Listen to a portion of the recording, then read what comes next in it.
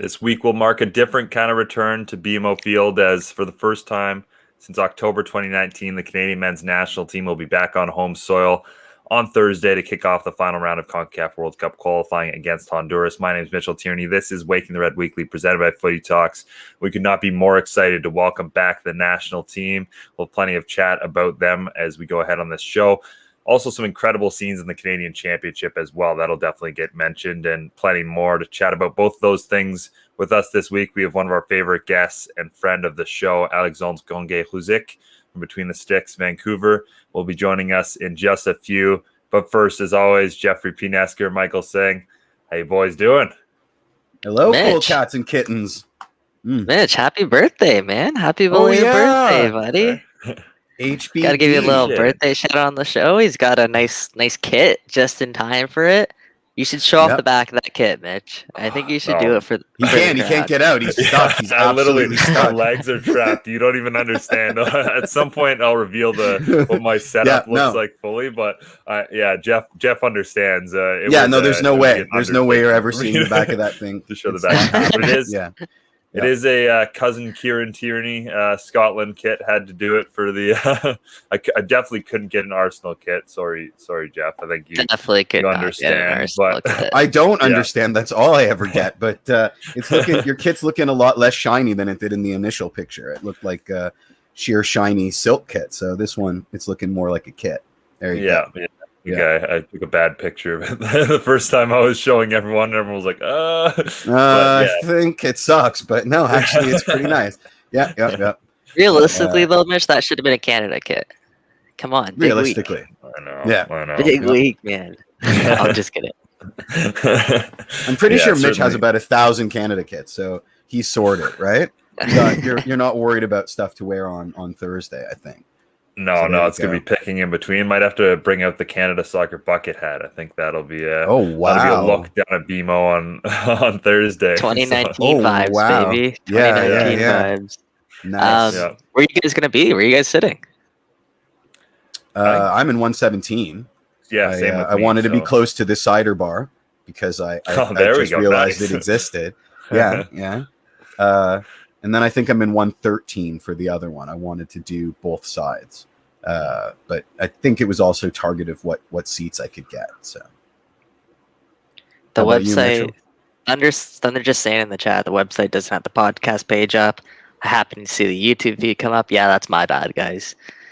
Kind of dropped the ball on posting the podcast on the site, but I will get it up there after. So appreciate you searching for us, Thunder. Spread the word, man. Spread the word. Do it for us. And we promise we won't let it happen again. True enough. Mitch, I've got my finger on this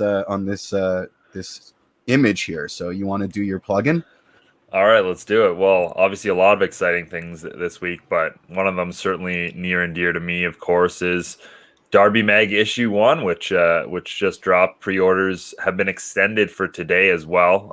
So if you haven't picked up your magazine yet, go over and grab it for sure. That cover right there, beautiful cover featuring the Ensa brothers of York United. They were photographed by the incredible Montreal-based photographer 94, and there's some incredible other images in there as well, and a lot of WTR content in this one. We've got Benedict Rhodes has a piece, Brady Reed has a piece as well, and today's guest, Alex Gangue-Ruzic, has an article on Vancouver and a deep dive on that soccer scene. So definitely won't want to miss out on that. So like I said, go over to derbymag.com/shop, get your copy. We also have a special launch event in Toronto on Friday. So if any of you guys can make it out to that, that'd be amazing to see you guys. You can hit up the Derby Mag socials and find out more about that. Jeff and I will both be in attendance. So we'll see you there for sure. And speaking of things Jeff and I will be in attendance at, like we said, BMO Field Thursday, Canada opening up against Honduras. I think we actually have our guests ready to go here, so we can get into that game. Let's do it. That game immediately. Yeah, let's bring on Alex. Have we mentioned the elephant in the room once in that intro? I'm so proud of us, guys. I don't think we've mentioned the team that plays at BMO regularly once in that intro. So, yay. Well, we don't usually talk about the Argonauts on this podcast. Amazing. But yeah, now joined by Alex Gangue-Ruzic of Between the Six Vancouver. Alex, amazing to have you on. Very excited for this week ahead. Yeah, thanks for having me on. I mean, there's so much to talk about, so it's great just to be able to chat about that. There's been a fair few things, and I mean, before we start, a little birdie told me it was your birthday today, Mitch, or yesterday, I think it was. Yeah. So happy birthday to you, Mitch. Pleasure to join you guys. I'm excited. We got so much to talk about. It's crazy. Yeah. No coincidence you have that Pacific jersey in the background. No coincidence. I plant the decor to kind of suit what's going on. So did you trade in a Vancouver Whitecaps jersey for it? That's the $1 million question. Sources cannot confirm nor deny that one. I may have sent in a Whitecaps kit to one of my pals who is in attendance to amazing. Kit, but, amazing. I love that they're still doing that. That's because we were wondering if that was still going on, like if it was just a precursor to the game. And now that they have their superiority, they would abandon that scheme. But I'm glad that they ain't, because that's fantastic. Yep. I mean, as you saw, they deserve it after that game. I mean, absolutely. What a night. What a night. I got questions about that, but Mitchell's going to lead us off with a big old general question, right, Mitch? Of course, as I do. Well, obviously, a lot of things going on this week, but the biggest one for all of us is, of course, the World Cup qualifying for Canada, and obviously a big week. They start against Honduras. They've got the United States away on Sunday, and then El Salvador as well. How big is this first month for Canada in terms of, obviously you want to start well and set the tone, but 2 home games against teams that they're pretty much directly competing for that, maybe that third spot in the region. How big is this week? I think this is a massive week. In a competition like this, you can't really dip your toes in the water as much as you'd like to, but compared to some other teams, they are getting to dip their toes into the water a bit by playing 2 games at home against Honduras and El Salvador, 2 very beatable teams at home on paper. I mean, for example, just if you look at the direct neighbors to the south, they have to open with El Salvador away, and they have to open with some tough games. So I think if you had to pick 3 opening games, you take U.S. away and then El Salvador and Honduras home. You can get 6 points there easily. Heck, maybe even 7 if you steal one away from the U.S. Anywhere from there, and then that's good, because the magic number for this is just getting half of the points available. And from 14 games, you want to win 7 of your games. That's 21 points. And if you come out with 6 of 9 winning all your home games, you're set heading into the tougher windows that lie ahead. So I think this week's massive, because it can kind of get off to a good start and really give them the belief that they can qualify for the World Cup. And the stronger the belief gets, the better the fan support gets, the more the players believe. It's going to create a good, I guess, concoction of a storm that might allow them to qualify for that World Cup. Yeah, Jeff, before you get into your question, I just have a quick follow-up to that. Mitch touched on it, but Alex, what are the teams that Canada, we know about the US, we know about Mexico, but what are the teams that Canada are also really competing with for that 3rd and 4th spots there in the CONCACAF region? I think it's Jamaica. I think Jamaica is a really, really solid team, especially when they're able to call up some of the guys they want, some of the guys they have. There's obviously a bit of confusion with what's going on over in Jamaica with the whole federation and whatnot. If not, Costa Rica is still a very formidable side, although, as we saw at the Gold Cup, they are a beatable team now, one that Canada can compete with. I think El Salvador, Honduras, Panama, you can't count those teams out. I think Panama has impressed me a lot this summer. I thought personally they were a bit old. I thought they were a bit washed after the last cycle, but they've found some youth. They play good attacking football now, and you can't discount that. Ditto with can't discount Armando Cooper. You can't discount those sort of wild cards that Panama has. Pedigree. Yep. MLS Cup champion Armando Cooper right there. DP material. Too. Yeah, exactly. And then you got El Salvador as well. Similar boat again. I thought a year ago that I thought they were finished, a team that really wasn't going anywhere. They hire a new coach. They bring in a bunch of dual nationals. All of a sudden, they look like a whole new team. And And Honduras, I mean, when you play at San Pedro Sula, you're always going to have an advantage if you're Honduras. So there's no team here that can really look in the mirror and say we're out of this. But if I'm going to focus on two, I think Jamaica and Costa Rica are the two Canada really need to watch out for the third, fourth place teams. I think the other teams I mentioned are more banana peel teams that you can slip up against, but realistically Canada should win at home and realistically even grab a point or three away from. But if you can beat Jamaica, Costa Rica, that would send a message to the rest of the region that you are a top three team. Those are the teams that right now have been the top three teams behind Mexico and the US, and they need to prove that by beating them. There's no reason it can't be Canada, but go ahead. There's absolutely no reason it shouldn't be. You raised an interesting point. Because you said we need to prove to these guys that we can beat them, and I'm under the impression that we've already proven that.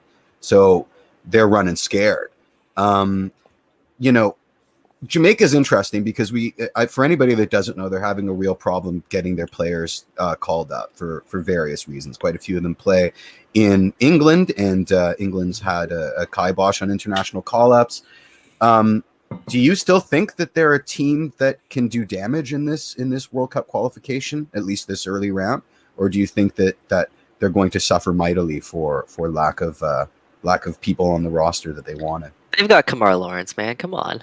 And Whitecaps Jervain Brown now. He's been all up, so there's an MLS contingent. But I think with Jamaica, it'll be interesting to see who they can pull, because especially there's that strong like Jamaican English links. You see some of those players linked. Like if a guy like Michael Antonio ends up playing for Jamaica, like that's a game changer. He'd be one of the top strikers in the region without a doubt. And there's a few other names you see, like is Mason Greenwood really going to commit? There's some of those guys like a Mason Holgate at the back. That would be a game changer. But I'm not going to talk. Sorry, wait. Did you mention Mason Greenwood? I've seen reports out there that he could supposedly be eligible. So that's what I mean. No. Some of the guys with Jamaican descent in England, it's ridiculous. That's so if any of these guys would commit, but focusing just on the guys they have, even a guy like Leon Bailey is an explosive, prospect on his own. He now made his big move to England over from Leverkusen. Always been a fantastic player. They've got wild cards like that in their roster, and just looking at the talent level, I think they've got the talent already. I think at times coaching has been an issue, but I think they're finding a bit of stability there. And I also think they do have a pretty good home field advantage amongst teams in CONCACAF. They kind of got that Caribbean, environment, hot environment, good fans. It's not an easy place to play in, and people kind of forget that. I guess in their minds they think, okay, it's Jamaica, it's kind of a relaxing place. No, it's hot. They kind of play on the island there. The fans are very passionate, and I think there's a reason why Jamaica has become a top team in the region. We can't forget that they've made countless Gold Cup finals, and they've made plenty of noise. Heck, I think at the Gold Cup this summer they outplayed the U.S. thoroughly, and the U.S. just won with the late goal. And and that was a messy Jamaica side. Good point. Yeah, and they're missing players, as you mentioned. So I think Jamaica is absolutely the sort of wild card that I guess you look at them and you get a bit complacent. And that's the most dangerous part about them, because they're a team that you can't afford to be complacent about, because arguably in the past 5 years they've been the number 3 team. They've passed a team like a Costa Rica, and they've been above them. So I'm 100% wary of what Jamaica can do. Very interesting. What other teams do you think we maybe are sleeping on? You said Costa Rica, and we beat those veterans soundly. Do you think that they've got a chip on their shoulder now the next time they face us? I think that factors in, especially with a Canadian B team. I think that they're going to take that personally. I mean, it's going to be hard for them to stop an Alphonso Davies, a Jonathan David, but to be fair to them, there's not many teams in the region that will. So I think Costa Rica, they kind of give me that Panama vibes from the last cycle, a team that they might be counted out because they're an older team, and all of a sudden they might just scrape through because they know what it takes to win. So I certainly won't discount that. But the team I'm watching out for is El Salvador, because again, like I mentioned a year or two ago, in my eyes, I watched them struggle against Montserrat, a country with barely 5,000 people, and then I watched them at the Gold Cup, and they were playing legit, footy. They gave Mexico a run for their money. They gave some other good teams a run for their money, and I just look at some of those sneaky good commits, like a guy like an Alex Roldan, for example. That's a very sneaky good pickup. He can play fullback. He can play in midfield. and there's a whole swath of other ones. There's a striker. I don't want to butcher his name because I don't remember it off the top of my head, but he was playing. Eric Zavaleta. I was gonna say it's a big name there. One. We're in the armband. I forget who I was talking to the other week, but someone mentioned Zavaleta, and I'm like, honestly, if for Toronto FC right now, if they could convince him to wear an El Salvador kit on the Seriously. Toronto FC, For serious. It's kind of like that Victor Lindelof Sweden kind of vibe. Because when Victor Lindelof, I'm a United fan, so when Victor Lindelof plays for Sweden, this guy looks like an absolute baller. Like he's forced into a situation where he has to step up and be the guy. And it's sort of the same way with Eric Zavaleta at the back. Your forced to be a leader at the back, but he doesn't really have that pull with TFC. And I wonder if that kind of plays a factor where you're kind of raising your game because of your camaraderie around you. I wonder if that plays into it a bit. International Granit Xhaka is my favorite player that plays for Arsenal, and we've never ever seen him on the pitch. Blonde international Granit Xhaka is amazing. Brunette Granit Xhaka, I don't even understand. They're not the same person. So it's not just a Man United thing. But El Salvador is an interesting shout. Conversely, what team do you think are minnows that we don't need to be worried about at all? Ooh, the minnows question. Okay. I mean, again, I think as the Gold Cup kind of showed, in terms of talent, Costa Rica shouldn't put the same fear in you as it did 3, 4, 5 years ago. So I'd say that's certainly a minnow. I think Panama, they can score, but also their defense was a tire fire. I think you just look at some of the scores from their games in the Gold Cup. There was 3-3, 4-3. It's, just some ridiculous scores. They didn't make it out of their group.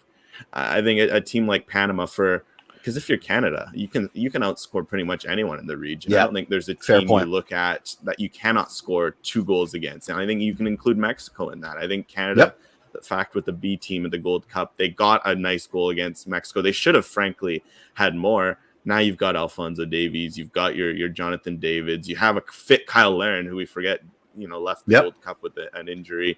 Tejan and Cava, who's not fit but is going to be there, right? Please scream Tejan Buchanan's name because he's going to continue to dominate. I'm predicting dominate. My God, he's in his form right now is absurd. So you look at those 4 names. Canada's going to score goals, and against a Panama team that leaks goals no matter who they're playing against. Okay, I think Canada, if anything, that's a game that if you're Canada, you're targeting for the away game, because just kind of to go back to what I mentioned at the beginning, that magic target of 21 points. You get it by winning all 7 of your home games, but that's easier said than done. You have to play Mexico at home. You have to play U.S. at home. There's a very strong possibility you draw, you lose one of those games. Sure. You never know. But that means you have to go on the road and pick up points. And, okay, it's not necessarily realistic to say go out and win in Honduras yet. I mean, they might prove us wrong, and that's the whole point of this qualifiers, to prove that this team is legit. But I'm not going to sit here and say you guys need to go win in Honduras, because until it's happened, and there's been a lot of good teams that have gone down there and failed. So I look at a team like Panama, just with how loose they are defensively. Canada could go down there, snatch a few goals, pick up 3 points. All of a sudden, you're well on your way to helping yourself get into the World Cup qualifiers, get past that kind of magic number of 21 points. So I'm looking at Panama as a potential team that they could get a road win against and get the 6 points off of and put them on their way to that. Yeah, I'm gonna make a bold prediction here, completely irrelevant to what you just said, but I will circle back to that in a second. Tejan Buchanan, by the end of this, I don't want to say window, like this September to October window, I think fans will start to put him in the same category as Alphonso Davies and Jonathan David, if they're not already. If they haven't already, I think they will do that because he is on that sort of trajectory, and I honestly believe he's right there to potentially be like in that sort of echelon. Obviously, Alphonso Davies considered potentially the best left back in the world. I wouldn't put Tejan Buchanan there, but just as that part of that big 3, let's call it. We hear it all the time in basketball, but I think Tejan will cement himself in that category. But Alex, circling back to what you kind of just touched on, John Herdman has talked about it. 7 games at home, he wants 21 points. He wants to win every single match at home. What's your prediction there? Is that realistic? Can Canada really do that?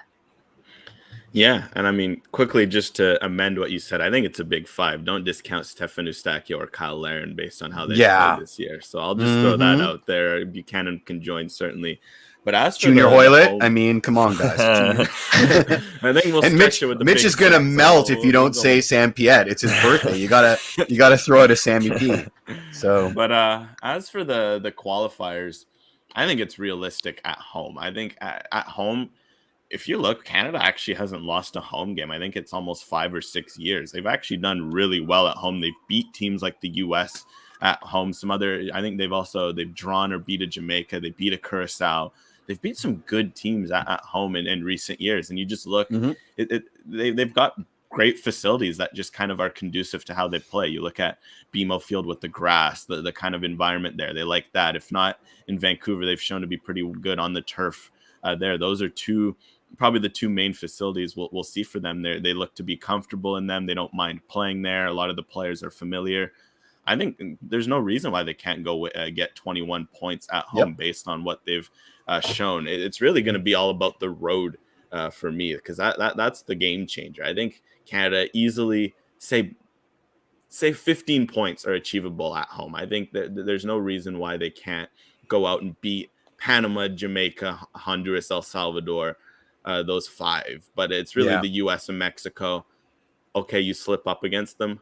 How is Canada going to do on the road? And I think that for me is the most fascinating development. I think especially this year, they haven't played a home game all year. Every game has been on the road, and they've shown some impressive poise. I think that win 1-0 away against Haiti, that's the exact sort of fight and determination they're going to need to beat an El Salvador away. So I think Herdman's assessment of the team being able to win 21 points at home, very fair, very fair. I think if they can do that, power to them, because then they all they need is 1 or 2 points on the road out of a possible 21, and that's a lot more doable than say 6 or 9 or 12. So I like Herdman's confidence, and I certainly believe that. But for me, I think really it's the road games. I think whoever looking at the 8 teams in this Ocho, I'm sticking with the Octo for now. I am curious what you guys are thoughts on Ocho. Never Ocho. Ocho's terrible. Yeah.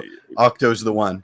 Ocho. Good to know we're on the same page there. So yeah, exactly. In the Octo, it's really whatever teams do the best on the road. I think we're going to see some surprises, because if there's say a team like at the bottom, one of the supposed bottom, if a Honduras goes on a road bender, all of a sudden they might be in a World Cup qualifier spot, because every team in CONCACAF is comfortable at home and they should win their home games. And it's really, for me, Herdman should hope. I think he is. I think it's more for talking points. We want to be winning at home. Of course, you want to get fans out. You want to get, you want to get your 15,000 at BMO right now. And then when numbers go up in other stadiums, you want to get 30,000 at BMO. You want to get 55,000 at BC Place. You want to get those numbers up. But no, it's crazy numbers. But for me, the road games are the ones that actually might matter most. And I think there, Canada, if they can shoot for a 6-9 points, their qualification should be sorted pretty easily. Fantastic. So, and then that's realistic. Fantastic. I think that's very realistic based on what they've shown the past few years.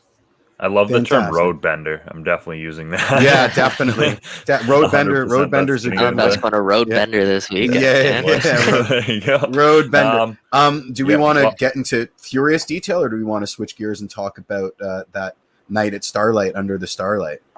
Well, I think we should talk, at least while we have Alex, a bit about the Whitecaps in general, because there's a lot going on there. I think probably start with MDS and the situation there. What was it just that match, or what fueled the decision to let him go? Because it did seem like the Whitecaps are actually headed in a decent direction here. You've seen Ryan Gold come in and really be a difference maker for them. Some of their other new signings have worked out well. So what was it that they decided that it wasn't MDS who was the guy to lead this club forward into this next step?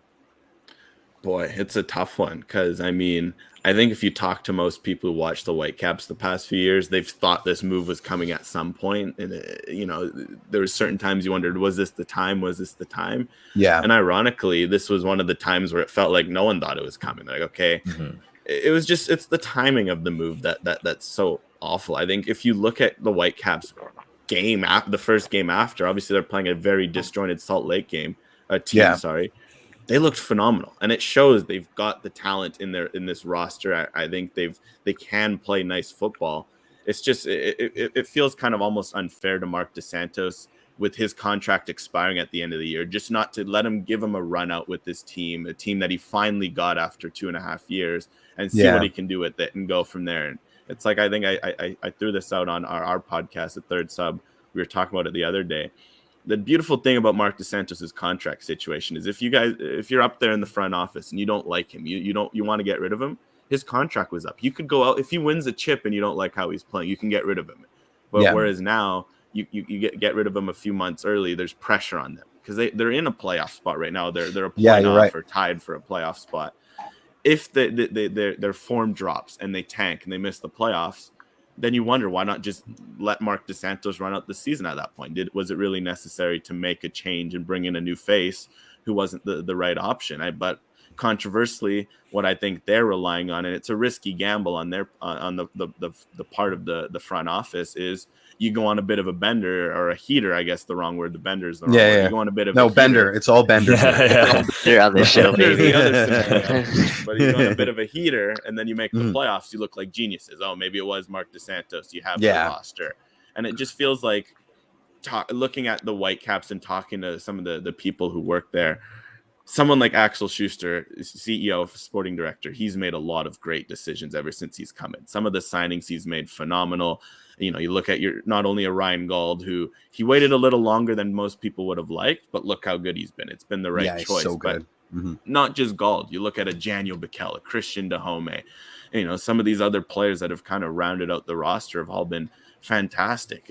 But one thing that struck us about Schuster is he's a long-term guy. He's a guy that looks on the future. And this Mark DeSantos firing, while there are some long-term implications, this felt really much like a move in the reaction to here and now. Yeah, and total knee-jerk. Absolutely, yeah. That it came from maybe above Schuster, some of the owners. And I think it's not a bad move in the long term. And I think we kind of got a taste of that because I think the Whitecaps will kind of find a bit of new life with the talent they have.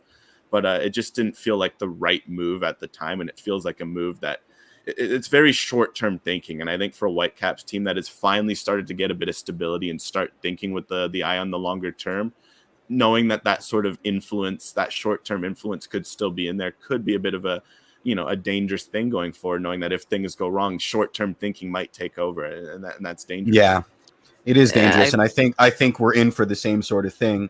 Following a match with Destiny and a team that plays in green and blue in a couple of weeks. But I was going to say quickly, Jeff, must have been a reaction to seeing what's going on around MLS because for whatever reason, when someone is let go at head coach, there's a spark from your team. We saw it with TFC. Yeah, the new coach. When TFC first, let go of Chris Armas, Javier Perez stepped in, and the team, they stepped up. I mean, they played the New England Revolution off the park in their first match, and then they went on a little bit of an undefeated streak, right? I think they went up to 5 games undefeated. And when Javier Perez started, you look around to Atlanta United, let go of their head coach, and look what's happened there. Maybe he's just seeing what's going on and like this team needs a spark. They need that push over the playoff line. And, look what happened with Vancouver against Real Salt Lake. So we'll see. He was also on a temporary coach. It's not always. Yeah, exactly. I will caution though. It's not always, it doesn't always last. I'll tell you that. Well, I mean, you sugarcoated the 5 undefeated run that we all remember as the most frustrating 1-1 draws in the history of the franchise. So yeah, I mean, and boy, do I miss it. yeah. I mean, MDS is. I'm a fan. I know you are on a personal level. That's the way the cookie crumbles. Unfortunately, I think in macro, you can't go out you can't be the first MLS side to go out 2 years in a row, regardless of the COVID asterisks, to a CPL club. I think that he had to wear that from the top down. I think that didn't look good on any reports, and someone's head had to roll. I mean, I don't know if you said this to me actually, but you were saying that, or someone was saying to me that you guys were suffering the same 1-1 draw situation with the Whitecaps, and that seemed to hold the guillotine from fully extending over MDS and the rest of his assistants' heads because they were still incrementally making moves up the table and holding on to their spot. I mean, listen, this in a roundabout way gets to my question, because honestly, that game against Pacific at Starlight feels epochal to me. It feels epochal in a way that the Canadian Championship has never ever felt before. It feels epochal in the tweets that I've retweeted and the YouTube comments from casual soccer fans on the West Coast that are now maybe switched on to be hardcore soccer super fans. What's next? I mean, do you agree with me how epochal it was, and what is the sky the limit now? What will be the knock-on effect? Like, will we see a huge exodus of Vancouver Whitecaps fans following Pacific now? Will we see kind of the dual nationals or will we just see a huge bump for both teams with respect to attendance and market penetration?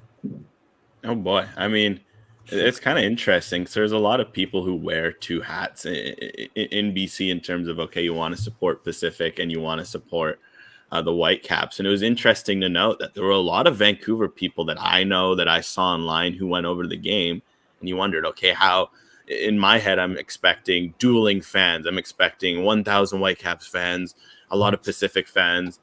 And to be honest, the Whitecaps supporter section, there was 30 people.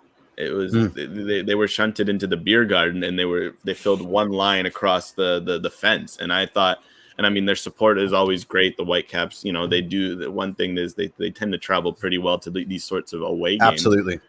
But a lot of what we saw was a lot of hardcore Southsiders, like supporters of the Whitecaps, not just fans, supporters going out for Pacific. They have kits, they wanted to, and they decided to support Pacific. And I think it made for a memorable atmosphere, because the official Starlight's capacity is 5,000. The official attendance was 4,997. So just 3 short of a sellout. It was, it was loud, because it looked stacked to the rafters, like filled to the gills, man.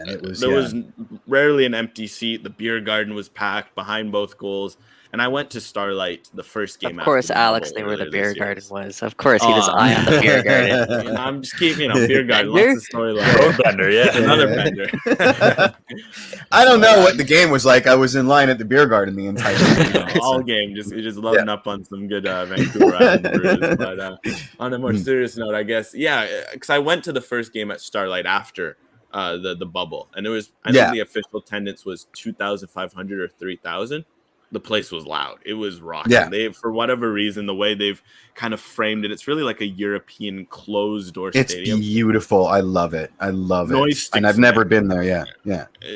And you could probably hear it on the TV. Noise sticks there. So when there was 5,000, it was loud. And what in credit to Pacific, what the best part for me about this victory, this wasn't a case of Pacific going out there playing like an inferior team, putting 9 guys behind the ball, snatching a goal, and you win 1-0, and it's okay. You've beat the Whitecaps. They outplayed the Whitecaps. They played the Whitecaps off the park. I don't know if it was evident on One Soccer for those who were watching, but in person, Pacific was they were passing the ball almost crisper. They were making better runs. They were tackling harder. They were just feeding off the energy, and it just felt like everything they were going to do would come off. Whereas with the Whitecaps, it just felt like they were kind of almost forcing things. And even you look at their first goal when they went down 1-0, it was kind of off of a bit of an error from Pacific, and then obviously a quality of Ryan Gauld to capitalize. But it didn't feel like, other than Ryan Gauld's quality, the Whitecaps had a whole lot going for them that night, whereas it felt like everything Pacific would do, and plus it was mesmerizing, because Pacific would, just with how they play, they just, when they get going, they just launch into these patterns. Every time they launch into an attacking pattern, the crowd would roar, and then it was kind of almost like this mesmerizing moment, because you could see Pacific, instead of shrink in front of the big occasion. They have every reason to. These guys are playing, they have no pressure on them in a sense, but they have all the pressure. They have all the fans watching, everyone across the country. They're playing a Whitecaps team they're not expected to beat on paper, because, I mean, yes, for those who know the Whitecaps, no one was surprised by Pacific winning. That's just how it is. Yeah. But you can't ignore the fact that a guy like Ryan Gauld, his salary is worth more than the entire budget operations of Pacific FC like 5 times over. Like, you can't ignore numbers like that. And yet Pacific didn't shrink. They rose to the occasion, and that was memorable, because it showed that not only teams from CPL can beat MLS. That's, I don't think that's necessarily a surprise. And in cup Yeah. football, you see it all the time. Anything can Yeah, happen. of course. But that they can play with an inferiority complex and play with the sort of level that it takes to not only beat an MLS team but dominate them, to show them that they're legit.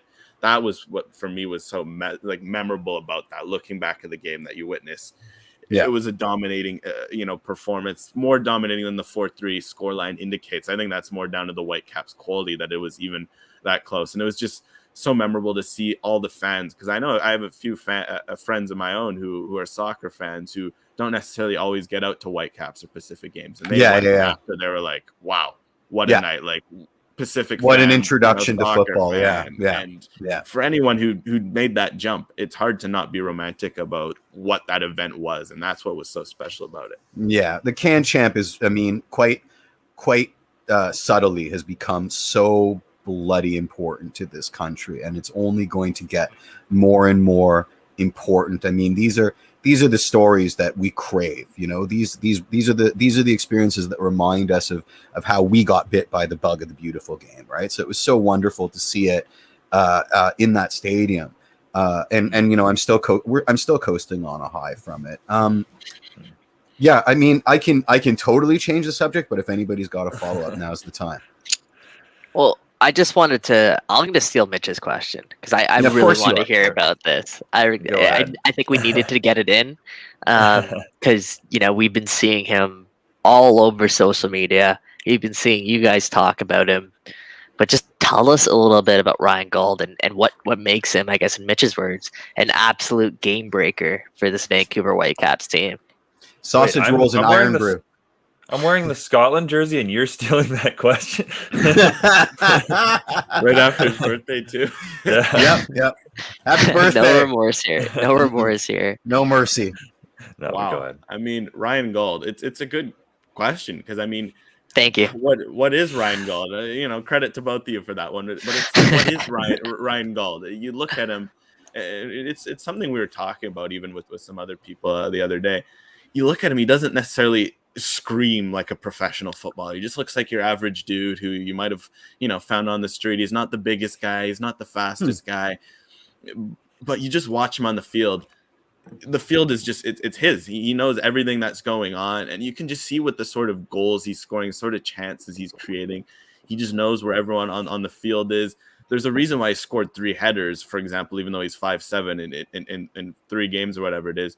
He just has this knack for showing up in the right pockets. He just he has this instinct to kind of get into areas right at the right time. And because of that, it's got the team playing with such confidence, because they know that when he's on the ball, when he's kind of marshaling things, that the team is going to flow and they're going to get the ball. And he's almost given this team a confidence, and you can just see the quality that he oozes. I mean, he's got a fantastic left foot.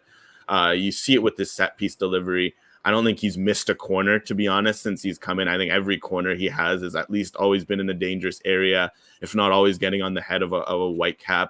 You see that with his runs he makes. When he gets on the ball, he can kind of play as a number 10, but also I like that he shows up in the box like a number 9 and kind of adds that influence. And I think it's just really his IQ. That's the biggest part of his game. He's a true number 10 in every sense of the world. And when you pair that with the quality that he has, it's going to be fantastic. Because for me, what's most notable about him, I think looking at him right now, he's playing at 60-70%. Like, he's not worked up to full fitness. He gasses out easily, yet just with his pure quality and his brain power, you've seen the stats. I think he's played just a hair over 300 minutes or just under, if I'm not mistaken. Wow. He has 4 goals. And arguably it could have been 5, but apparently Brian White's goal went in and before. Yeah, exactly. So it is 4 officially, could be 5 depending on your view of it. He has 2 straight primary assists, 1 secondary assist, 1 assist of an own goal because his corner delivery bounced off someone, went in. He's also won a penalty. I think I was looking, 9 of the last 11 goals have been directly involved in some way by Ryan Gauld, creating the secondary assist. It's just... It's mind-boggling, because I think in 3 weeks we're going to see the best version of him, because he said it himself. Every time you ask him, he is not fit yet. He is still working up to full fitness, full sharpness, and that's scary. That's scary, and it really it's good for the Whitecaps because I think they had the sort of talent. The fact that Christian Dahome, before his little injury, I think about a month ago, was top 5 in MLS goal scoring despite playing on a team that had next to no chance creation and service shows True that enough. he's a great player. A guy like Lucas Cavallini has shown to be a very good goal scorer when he has the service, and he hasn't even played with Ryan Gauld yet. Heck, Brian White's on a heater with 3 goals in 3 games yet. He's on a bender. He's on a bender. He's on a bender, despite everyone in Vancouver. They're not necessarily. Brian White's had a very mixed reception, yet he has 3 goals in 3 games. Yep. Mostly down to the quality of service of a guy like Ryan Gauld. And it shows you what having a player like that can do to your team. Because not only does he bring his skills, but he's making everyone around him better. And I love how politically correct you were there. He's had a mixed reception. You could say, Alex, he's been underperforming. Let's say. Well, I'll be honest with Brian White. He's not underperforming just because he's doing good things. Like, he's an unselfish player. He does good hold up play. I think there's a reason why he's fitting well with Gauld, and I'm curious to see if Cavallini can do the same. He's an unselfish player, but you also can't ignore the fact that Brian White's touch gives me a headache most of the time I watch him play. And sometimes little things like that. So I'll say mixed reception because he actually hasn't been that bad, but it's just little things like his touch drive people up the wall. Ryan Gould's okay, but he's not very good at dribbling. So hear me out. Oh no, we can Armando Cooper. We could do a straight trade. You're number 10 for our number 30. Yeah. I think you guys will be 1,000 times better. Stop it, Jeff. I think every one of our you saw me smiling. I think everybody watching this knew that was coming. Let's do the trifecta. Let's cover everything because I want to ask you this question. I was saving this question. Off the back of the women's gold medal win, I want to know your opinion. Do you think we are primed for a domestic women's league, or do you think NWSL is the way to go? And if so, do you think Vancouver is a good market for an NWSL squad? Very good question. I want to build off this first because, again, just to plug Derby Magazine, Alex has a very good piece on Derby Mag and the history.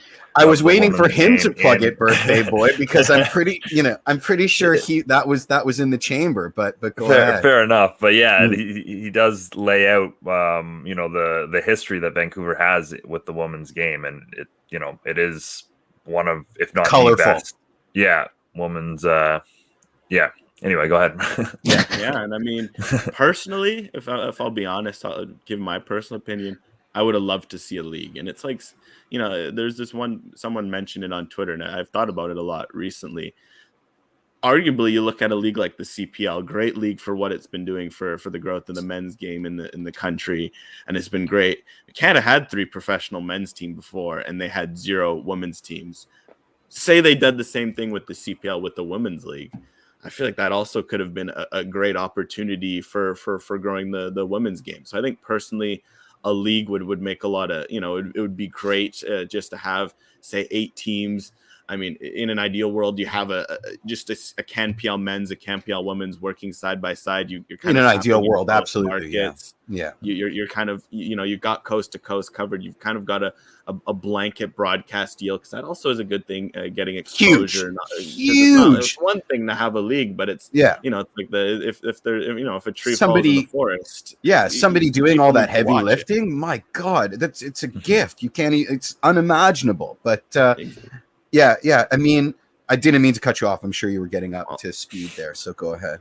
All good. I think, it's pretty much, in an ideal world, a women's league would be phenomenal. I think, again, with the broadcast deal, all the opportunities for young girls around the country who'd want to play, I'd love that. But I think realistically, it might be just looking at investors. It's hard to pitch to an investor right now. Here's an 8-team league. Go for it. And I mean, give me money. Yeah.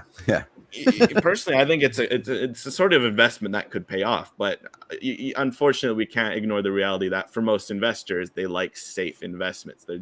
They're boring. That's how it is. There's a reason why they're rich, because you make 100 safe investments. Yes, you might, you could make more money in one risky investment, but investors aren't like that. So no. I think we might have to start with an NWSL team, or two, grow from there and go, because I think that's kind of what we saw with MLS. You saw teams, okay, Whitecaps are putting 30,000, Toronto are putting 30,000 in seats, Montreal's putting 20,000. Obviously, Saputo's a bit smaller. Oh, okay, there's interest for sport in this soccer. Let's make a men's league. And I think for a women's league, I think I'd love to see it, and I think this country's ready. But if investors aren't willing to invest, okay, let's not wait around for them. Let's at least get something. And I think an NWSL team would be a good way to start with that. I think, for example, I think Vancouver and Toronto are two good markets for that. I'll talk about Vancouver just because I know more about it. Yeah. There's a reason why if BMO Field's kind of been the home of the men's national team the past few years, there's a reason why BC Place has been the home of the women's national team, and that's because they're a huge draw here. Obviously, it helps when Christine Sinclair is from, just the city over here in Burnaby. You've got, Sophie Schmitz from Abbotsford, I think it is, Julia Grosso, obviously a new national hero from Burnaby, Jordan Hoytema.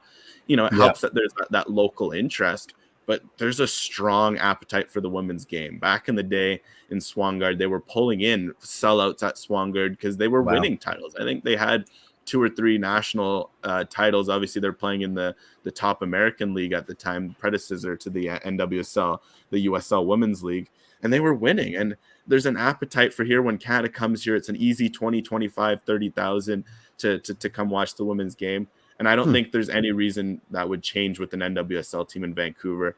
Plus, you can't ignore the fact that the Whitecaps struggling also leaves a lot of disgruntled soccer fans looking to attach themselves to something. And we talked to them, attaching themselves to Pacific. At the same time, a lot of these people live in Vancouver, say like myself, and it's a trek. Yeah.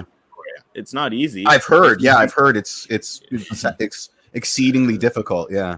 It's either expensive, because you either take a plane or the, and the ferry is also not cheap, or, you take the bus and that takes all day. It's hard to get out to the island. But if you have an NWSL team in your backyard, a team filled with, say, some local players, imagine, you managed to poach away a Christine Sinclair from Portland just for a final, few years just to really drive up interest.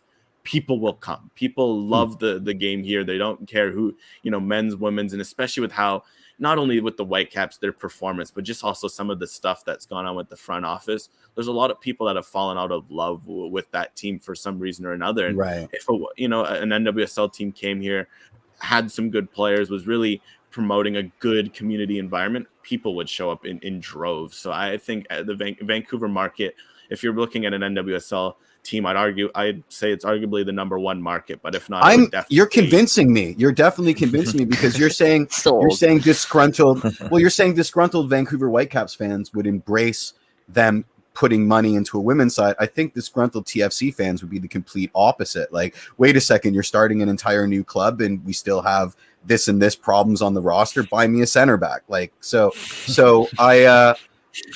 it's an interesting thing you just brought up, and I'm inclined to agree with you. I mean, despite the organizational failings of Vancouver and the women's side of the game, which I don't want to get into, but we certainly have to give lip service to. I guess it would have to be an independent. The one thing I'll say is, like, if the Leonard Dudesees, if the Carefoots and the Mallets are involved in the women's team, no, it would not be a success, and for good reason. They failed in the past, not only with the women's program departing, but also with many of the issues that cropped up within the women's program. Obviously, some very traumatizing stories. So I think obviously you have to detach your name, but say an investor brought in some fresh voices, especially if Vancouver would embrace, a good, say women's coach, GM, owner, triopoly. I think Vancouver would be very open to that. And if those are the right voices in place, I see no reason why, say they were playing at BC Place, why they wouldn't get 20,000+ regularly coming out to watch a women's team. I think there's absolutely the appetite for it. In the local soccer community and in the Whitecaps community, it could easily be done here. All right. Well, Alex, thanks so much you've been more than generous with your time today, certainly. We've had, I think you might be the longest guest we've ever had. Most definitely. Yeah. So we appreciate that, but you were the perfect guest this week in terms of kind of all of the headlines in Canadian soccer. So thank you so much for taking the time. Yeah. Are you you're coming to town, you legend, aren't you, for these games? I am gonna be in town for the El Salvador game. Amazing. Beer first round's on me, buddy. Oh, you're too kind with that. So I'm unfortunately not able to make it for Honduras. I'll be watching on my couch for that one. But I'm going to be at El Salvador. My goal is to cover it for Between the Sticks. But if not, hey, you might catch me in the stands, and we'll have a grand old time. I'll be at the game for sure, no matter what. Awesome. Looking forward to it. Lovely. Always great to talk to you, my friend. Yeah, man, and keep up the great work, dude. Like, you're killing it right now on your socials. The coverage that you're doing for this country in general is absolutely fantastic. And I know how hard you've been working. I know where you started. So just to see where you're going, just keep it up, man. And you're going big places.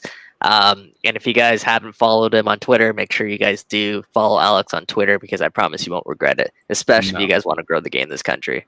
Great follow. Thanks so much, guys. You're the best, and appreciate coming on the show to chat. Always a pleasure. So anytime, buddy. We'll see you soon. Catch you guys soon. Cheers, man. Cheers, man. Well, yeah, Alex, always a great chat. We covered so much ground there in terms of the national team, the I love it. Now we don't have to talk as much. Yeah. We have very minimal topics left to discuss. I think I did want to at least talk a little bit between the three of us about the national team, though, just because it is such a big week and there is so much going on. For sure. For me, we talked a little bit about the importance of this window, and Jeff, you also said something that I wanted to build on. You said we've already kind of proven that, these teams should be worried about us.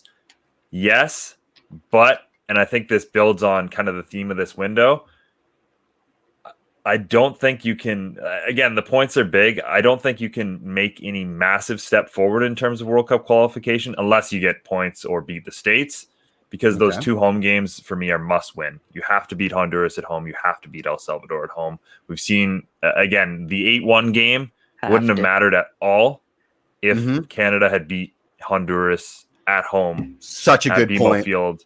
That window, it wouldn't have. No one would have cared. We would have lost 8-1. Who cares? We're through to the next round.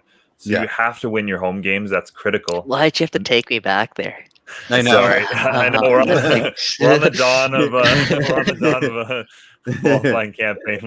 It always finds a way back there until hopefully soon it won't. But exercise those demons, baby. Yeah. Let's go. Yeah. But the other thing is, I also think the United States, and again, opposition otherwise, I think that's your easiest away date. And I know that's a tricky thing. Maybe Panama's slightly easier, but playing away in CONCACAF in like the Central American regions, in terms of the heat, in terms of the atmosphere you're playing against, it's different. Again, I've been told, and we know the quality of Honduras versus the quality of Mexico. Everyone's, and a friend of the show, Gavin Day, will tell you this easily. That's going to be your most tricky game in the entire San Pedro Sula. And it's just because of the atmosphere and just because they know how to set the opposition off. No matter how good you are, no matter how much experience you have playing there. And this Canada team doesn't have that much experience playing away in CONCACAF. Let me pose it this way, though, Mitch. Now that we have no longer people that are on unattached FC, now that we have people overseas that are used to playing in front of really rabid soccer fans, CONCACAF hits different. We know what Alphonso Davies has done on like some of the biggest stages. You remember? I mean, we can all talk about that clip where he absolutely destroys Lionel Messi and goes down the wing and sets up that gorgeous. Like, we can all talk about those moments. Yeah. Do you think that plays a factor there in propelling this Canadian team over the top on those tough away matches? I think it definitely does. Like, I do think there's something to be said for. Again, that experience goes both ways. There's the fact that obviously these guys don't know quite what they're getting into, other than the few holdovers like the Atiba and Daniil Henry and those kind of veteran guys. But there's also the fact that they're going in with no fear because they don't know what to expect. And did you guys see the KJ interview with Richie? Man, boy, kid's confident. We can tell you that. We can tell you that before even watching that. I'm just saying, what I'm saying is that in terms of Canada proving it at this stage, for me, they've got to win one or two of those away games, and then I will absolutely believe. But that's got to come first, and I don't think they really have that opportunity to do that this window. But it's still critical for those home points that they can pick up. And again, if you can get anything against the States, then those are points in the bank that you can carry forward. For sure. For sure. Yeah. That's a good For shout sure. there. It's a pretty good first window, if we're being honest. I mean, Amazing. in terms of the opponents, in terms of the location for us, in terms of the weather that we might see. Nashville Stadium is not a fortress for the U.S. national team. Is this the first time they've played a competitive match there? Or it's got to be under 5. So, they're not exactly as experienced as, they don't know the intricacies of that ground in a way, and again, that I'm not afraid of any lineup that has Josh Sargent at the head of the attack. So yeah, I'm looking forward to it. I'm gonna read. I've been screaming that, Jeff. I've been screaming that Canada is a dark horse, not only to finish 3rd, but I genuinely believe they have a shot at the top 2 in this group. I wholeheartedly believe that, and I don't think there's any reason why this team should not qualify. They have the talent, they have some of the experience. I think this team have the chemistry, they have the brotherhood. I think it's a disappointment if they don't qualify for any. I think it's like a very underwhelming performance if they don't go out there and qualify for the World Cup. I think that's the bare minimum, in my opinion. Even though they haven't done it, I love it. I think it is, man. I love it. I mean, Matt has an interesting point. He says Thursday night's going to be super ugly. It's not going to be free-flowing football. It'll be crappy stop-start, lots of fouls, diving, and whining. Honduras will play smash and grab and will be thrilled with a point. I'm gonna disagree with that because we have so many weapons. They can go full tilt on Fonzie. Fonzie's shown he's willing to be that fulcrum of their attention. And then we've got Tajon or Richie or Kyle or Kava or Junior or Jonathan Oso David.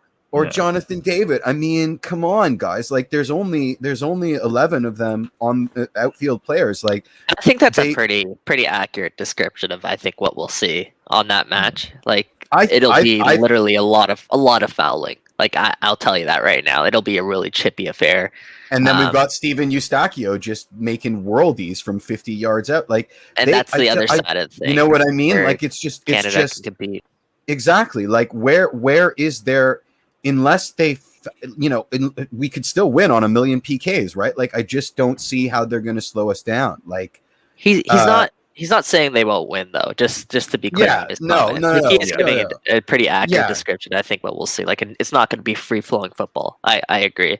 I think it'll be pretty stop and start until we break their backs, and then they're finished, right? Like, and then it will be free flowing football because we'll have their way with them. You know what I mean? Like, one of the problems when you park the bus from the get go is that you tire your guys out. There's not a lot of depth in this Honduras squad.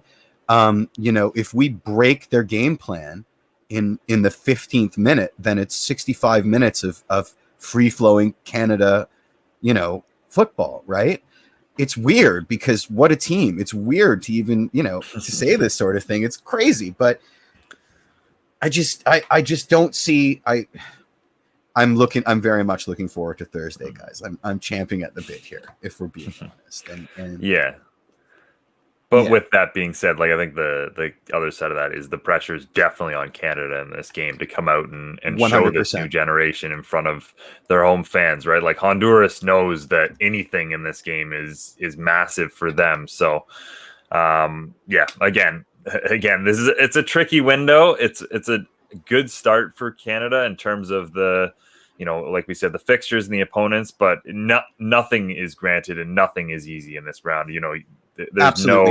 There's no easy game. So we're definitely probably going to be treated to that on Thursday. Yeah. Let us never get to the point like our neighbors down south where we don't respect any of our opponents or own up to our own failings. Do you know what I mean? Mm-hmm. It must be. It doesn't even seem like a fun attitude on the outside looking in to be that obtuse, right? So let us forever counter our bluster with a little bit of that Canadian humility. Mm-hmm. But I want to see us railroad these guys. I want souls. I want to take some skulls this window. So, yeah. I mean, here's a question I got for you. Does Tajon start over Richie? That's honestly for me, and I know we were talking about Tajon, and I know you made your prediction there, Michael, that Tajon's going to have an absolute breakout window, which I don't think I necessarily disagree with, but I think that's the $1 million question in this Canadian roster, because I think we're no longer talking about whether Alfonso starts in the winger or as a wing back. Now it's the right side we have to deal with. So yeah, I think most of it is pretty set in stone, considering the success they had with that 3 at the back at the Gold Cup. I would imagine you stick with that. And then it gets super tricky again on that right side because Richie's the more natural player there. But with that being said, I think, look, we've been having this conversation about both form and about both of these players and their potential to go to Europe. One of them is in Europe now, technically. He's on loan back to New England. But look, as much as I love Richie Laryea, Tajon Buchanan's just so much better than Richie Laryea. It's not even close. Not even in the same stratosphere, man. Like, right. Tajon Buchanan is so much better than Richie Laryea right now. I've said it a couple weeks back right on now, the show. Too. Mm-hmm. Yeah, I said it a couple of weeks back on the show. He's a better version of Richie Laryea. He's also 3-4 years young, like younger than Richie. Like the sky's the limit. Richie's 22. Richie's still 24 years old, man. Okay. Like he's older than that. He's older than that. Yeah, I think he's older than that. Okay. Yeah. I'll double check it, but he's 26. Point, Michael. Oh, he's 26? He's 26, okay. Yeah. All right. So, yeah, man, like, and we heard John Herman talk about it, like, before Alphonso Davies went down. That's who he was planning on originally lining up last window. And then Tajon Buchanan had his whole breakout campaign at the Gold Cup. And there's no way you take that guy out of the lineup. That guy is, again, I believe he's going to be one of the best players, one of the most important players on this team. He's shown that he can be super annoying to play against. Like Tajon Buchanan tracking back, like he's a really good defender. He doesn't jump in too often. He uses his frame, his body well. He isn't afraid to back down from anyone. Same with Richie Laryea, but I think Tajon Buchanan's stature is a little bit more, and his ability going forward. Yes, Richie's good at it for a fullback, but Tajon Buchanan's good at going forward for a winger. Yep. So you combine all those assets, there's no chance, I think, that Richie Laryea starts over Tajon Buchanan here. And he may start one of the games.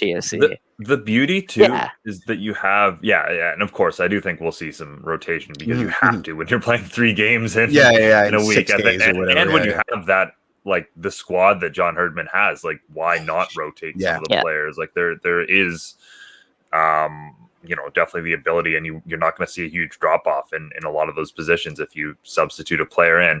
I think it also is a massive positive that you have Alistair Johnson now slotted to start on that right side center back, because he knows what he knows what Tajon's supposed to be doing, and he can constantly throughout the game remind him of where he should be on the field, what he should be doing, and keep him in check and fill in for him when Canada needs someone to cover. Same on with that Richie Laryea. Yeah, he does that for Richie too. Like we've seen that so often, where he picks up, as you said there, Mitch, like picks up on those gaps, and he's ahead there at times. And his pace is also so useful in a back 3, along with Kamal Miller, who's shout out again, another pivotal piece of that back 3. And what a wonderful story that was. Yeah. Mm-hmm. Yeah, I complimented John Herman on this a couple of shows back. It's just finding those 2 pieces to go along with your back 3 has been so crucial. They can keep possessions if they want to open up wide, push the wing backs up. Yeah, it's right now they're in synergy, and I'm excited to see them build off what was a successful 2021 so far. Yeah. I think Atiba we see as a super sub. I don't know if he starts. Maybe the American game he starts. And an interesting shout about Alistair Johnson is his home ground is Nashville. Yeah, Nashville. You he's gonna better get that start. You better get secret weapon, because he knows that pitch better than maybe some of the guys on the American squad. So I'd say he's one of the few players that starts all 3 games. Like there's only maybe 5 players on the team that starts all 3 games, I say Alistair Johnson has grown into one of those players. Obviously, Alphonso Davies, Jonathan David. You just you can't take those guys out of the lineup. Maybe Kyle Aaron, depending on who else is healthy. Probably and then too. I don't know. With Atiba back, I don't know if Eustáquio starts every single match. Fair point. And that midfield, you got to get Mitch's boy Sammy P some minutes. You got to get Oso some minutes.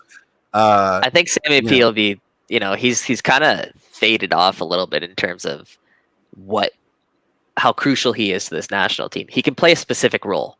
If they're protecting a lead, Sammy P comes in and he's absolutely magnificent. Get bulldog full tuck out there. But I think he's actually in tough. He's going to be in tough to get like a steady run of play here, just because we're that deep again. Like we're not even talking about Mark Anthony Kay at all. Yeah, like Jonathan Osorio, obviously, and Junior Hoylett, your boy there. Like there's a lot of depth there at midfield, and Liam Fraser made the squad too. Similar type of player. Yep. It's a good problem to have, guys. It's a great problem to have. As we mentioned, they'll need to rotate that squad. Absolutely. One thing I wanted to pick up, kind of because we were in that vein about Alistair Johnson. He was on friend of the show, Devang Desai's football pod. Good interview. Great interview. Alistair Johnson, always a great interview. He's so well spoken. If you want to come on the show, Alistair, we'll have you anytime. But he was chatting about kind of confidence levels and coming out of Canada camp, and he was saying that his coach in Nashville, every time he comes back from Canada camp, is always like, "You're a better player now. Like you're so much more confident on the ball, everything." And I do. You love to hear it. Yeah, that's critical for so many reasons. Because one, national team, or they'll keep sending their players to the national team if they're coming back better. But I that's really something that honestly, John Herdman's raised the level of so many players. Kamal Miller, about like literally. I don't know what he does, but his ability to speak confidence into these players is incredible, and is something really that is really. He's also setting them up to succeed too. Yeah.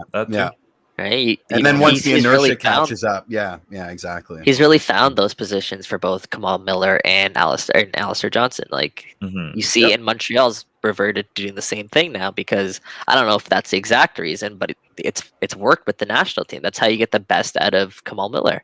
Yeah. So, as you're saying there, Mitch, bang on. Credit to John Herdman again, because as you mentioned, it's so important to maintain that positive environment for your national team, because you'll just keep sending your players back there. Like Ozo, I'll even throw in there as well. Like he's always performing really well with that national team. He is. He is. Even when he's struggling with the domestic side, he's always another 20%. He finds another gear when he suits up for the Canadian men's national team. Yeah. Well, I think we'll blow the full-time whistle there. We've covered so many different topics on this week's show, especially, with Alex Gangue-Ruzic doing some heavy lifting this week. Really appreciate him taking the extra time to go over, Pacific and the Whitecaps and the national team and all those things. You can find his work, as we said, at BTS Van City for all your West Coast news that you need. Thanks, of course, to Kevin, Sophia, and Edwin for everything they do. Huge thank you, of course, to all of you listening. Again, hope to see you out at BMO Field this week. Hope to see some of you at the Derby Mag launch. Yeah, absolutely, going to be great to be together again. Obviously. Oh wait, what's the word of the day? Now I forget. Ulster's thing. What? Yeah, it's going to be a bender. It's going to be a bender. We're of course forever appreciative of all the support and love you guys give the show and our various other projects. So until next Tuesday. Cheers, guys.